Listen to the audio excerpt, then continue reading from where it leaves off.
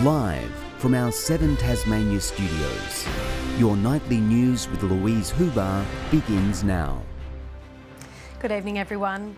Wild weather has gripped the state with destructive wind gusts damaging buildings and cutting power to thousands of homes. The SES warning Tasmanians not to become complacent with more severe weather on the way. A sight not commonly seen in Hobart, sheets of iron hanging on by a thread atop a CBD building. Emergency services blocking off several streets, assessing the damage from above and below, as Tasmanians were forced to batten down the hatches due to severe weather across the state. Howling northwesterly winds have come over Tasmania today with a cold front that crossed the state during the afternoon. We've seen statewide damaging wind gusts and in some places locally destructive wind gusts in excess of 120 kilometres per hour. Many residents in the south felt the brunt of it, with TasNetworks working around the clock to restore power to almost 2,500 homes.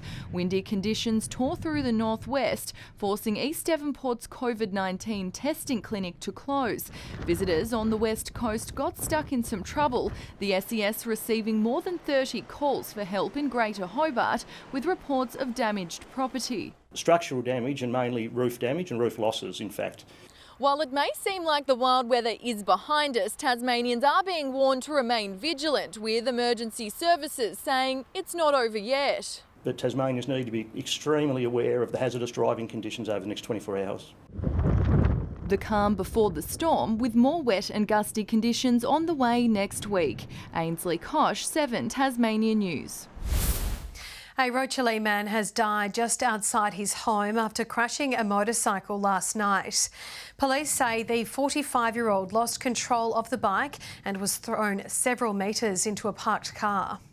When police got there, the rider of the motorcycle was alive, was breathing, was conscious, was conversing with police and paramedics. Unfortunately and tragically, soon after, that man had a deterioration in his condition. He died at the scene shortly after, with police saying it's likely he suffered internal injuries. The state's road toll now stands at 23.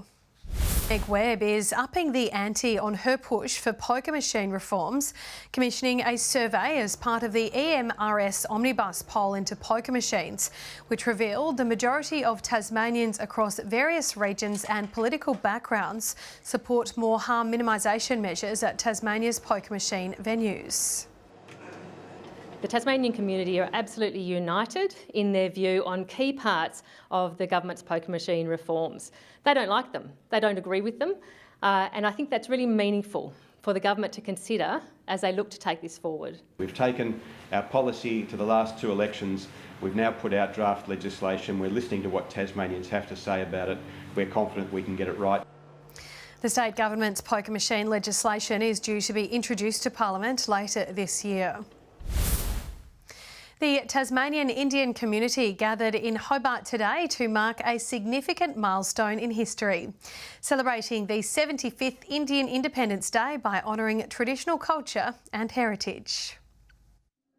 This young dancer donning the colours of the Indian flag.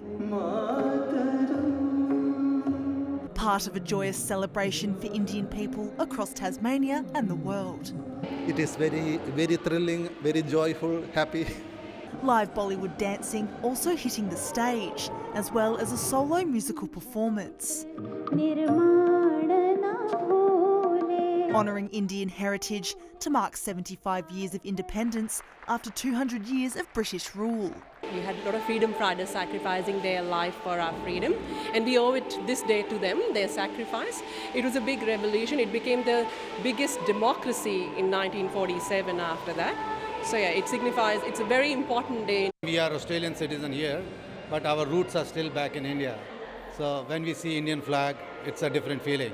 It's a big thing. Sharing some traditional delicacies with one another, made even more special for those with family back in India, struggling amid major COVID-19 spikes. Celebrating today has been really special because still in India we are not able to celebrate the Independence Day as with pomp and show as we used to. So it's been really good celebrating here together. Ruby Kamane, 7 Tasmania News. A new scheme is aiming to help Tasmanians properly consider their recycling habits. As part of Rethink Waste, regional management groups around the state will lead education and bin auditing initiatives. Undertaking those audits, the information that we learn are what are the things that we need to now communicate to the Tasmanian community that they can improve in their recycling initiatives. And we need to make it easier for them to do the right thing. They want to do the right thing, but sometimes it's confusing. What types of materials can be recycled, what belongs in these bins, and what needs to be recycled some other way. The state government has allocated an extra $95,000 over the next 2 years to the scheme. Jake Birtwistle has finished 7th in the final of the World Triathlon Championship Series in Montreal. The Tasmanian fell behind in the swim section, second last out of the water, but made up the gap in the bike leg as part of the leading bunch. Birtwistle losing ground though in the run, struggling to maintain pace. All 3 podium positions were won by the French. Ladder leaders Northern Hawks have wrapped up the Tasmanian Netball League regular season in style, beating Arrows 83-38. In the final day of competition at the Hobart Netball and Sports Centre, Cavs also beat Kingston 76-51 to finish in second place.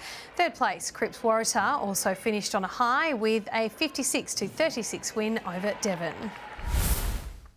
Rally Sprint has taken over Sassafras's Long Hill Pine Forest this weekend for the Dunlop Cup. Drivers darted in and out of the trees in 12 short but testing runs, with only 14 of 22 starters finishing the event. Marcus Walkham took the win, coming out on top by accumulated time.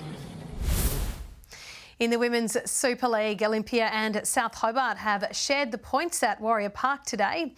South opened the scoring with this screamer, however were pegged back due to a wayward goal kick.